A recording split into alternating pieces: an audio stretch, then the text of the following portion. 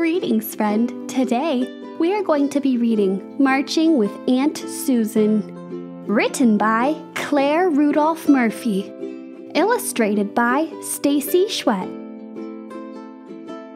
Berkeley, California, May through November 1896. Papa took my brothers hiking, but not me. "Strenuous exercise is not for girls, Bessie," he told me. "You're not strong enough," Annie said. "It's not ladylike," Charlie added. "I can ride my bicycle faster than anyone on the block," I told my brothers. "Even you." "Girls shouldn't ride bicycles either," Charlie said. And they left without me. Inside, Mama bustled around, preparing for a party. "I'm strong enough to hike," I said. "Papa wouldn't take me along just because I'm a girl." "You can help me get ready for the suffrage tea," Mama said. "Aunt Mary will be arriving soon with our guest of honor, Miss Susan B. Anthony." "Suffrage? I'm the one who's suffering." I picked up the newspaper and stared at Miss Anthony's photo. "She looks like a crabby old lady." "A crabby old lady who has fought 50 years for women's rights," Mama said. "Even when people threw garbage at her and called her names."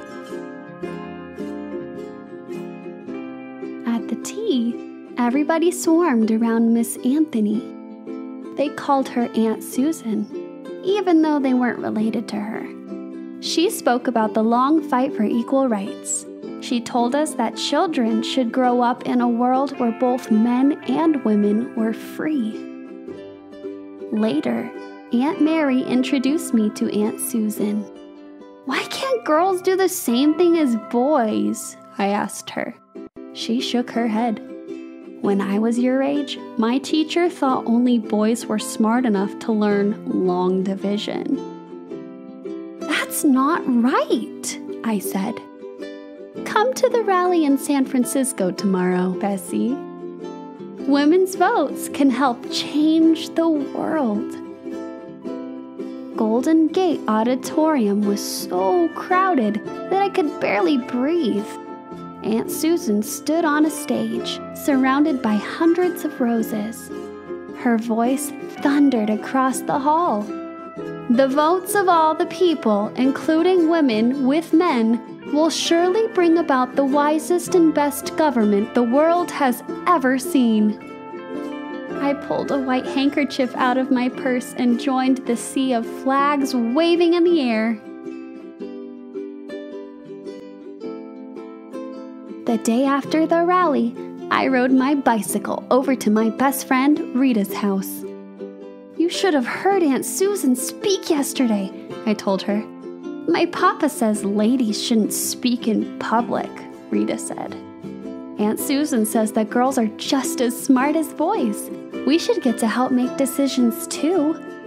"Papa decides everything in our family," Rita said.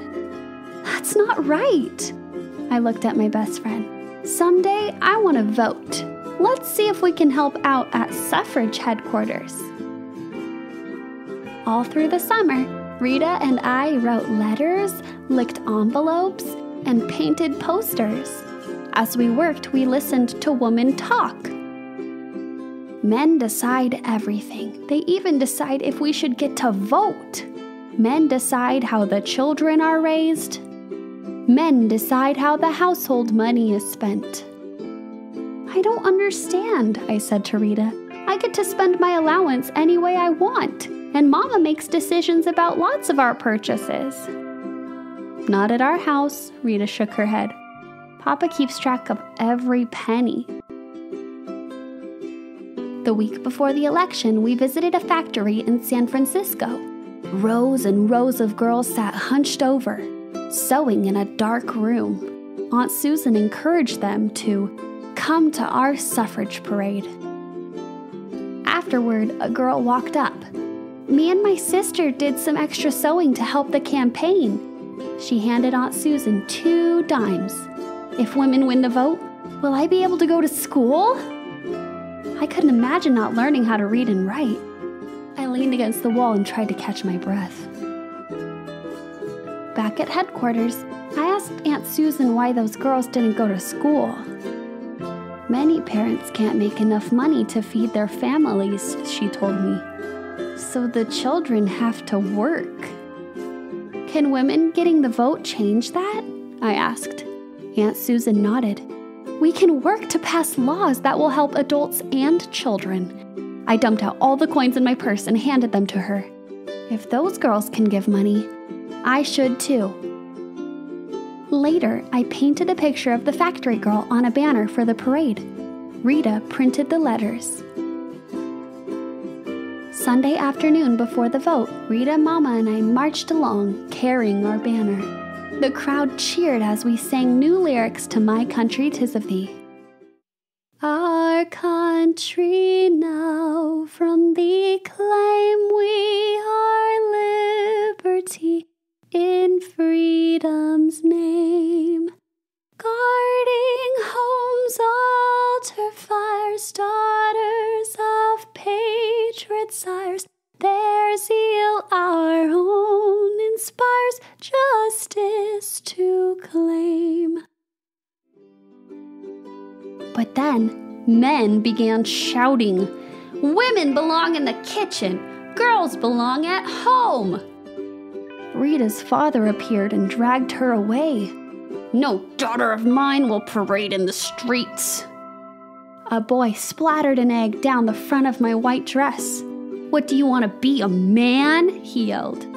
I stood frozen, watching the oozing yellow stains spread, until Mama picked up Rita's end of the banner and we marched on. When he heard what had happened, Papa bought me a new white dress. If only it was that easy to win the election. Monday after school, Mama and I stood at the ferry launch and held up a new sign. Remember your daughters. Vote yes on referendum number 6. I couldn't tell if I got more pats on the head or grumbles from the men walking by. But Mama said, it only matters how they vote tomorrow. The day after the election, my brothers raced me home from school. Charlie grabbed the newspaper off the front porch. "Women lose the vote," he shouted. I leaned my bicycle against the house and snatched the newspaper out of his hand. "What are you so mad about?" asked Annie. "Someday, you'll get to vote, and you don't even care. Mama is as smart as Papa, and I'm as smart as you. We should get to vote too." Mama came out and picked up my bicycle. Aunt Susan says that a bicycle gives a woman freedom. Teach me how to ride, Bessie. It's hard to do, I said, sitting down on the steps. When you first tried to ride, you kept falling and scraping your knees, she reminded me. But you didn't give up. Finally, I showed her what to do, how to mount the bicycle, balance, pedal, and drag her feet to stop. When Papa arrived home, Mama was wobbling up and down the street. "I'm sorry about the election, Bessie," he said. "Girls should be allowed to do the same things as boys, Papa." "Why don't we go hiking this Saturday?" he asked. "Thanks, Papa," I said, grabbing his hand. "And Sunday there's a rally for the next suffrage campaign. Come march with Mama and me." The end. There is an author's note at the end of this book if you would like to pause this video to read it. Bessie Keith Pond was a real person. You can read about the California suffrage campaign here. There is also a page all about Susan B. Anthony and a timeline of her life and the important events that attributed to a woman's right to vote. Pause the video to read about suffrage history. If you would like to purchase or research further resources for young readers, there are some on this page. Pause the video to see any that you might like to research. Thanks for listening and learning all about the women's suffrage movement. Please be sure to like this video and share it with your family and friends. Also, be sure to subscribe. See you next time. Bye-bye.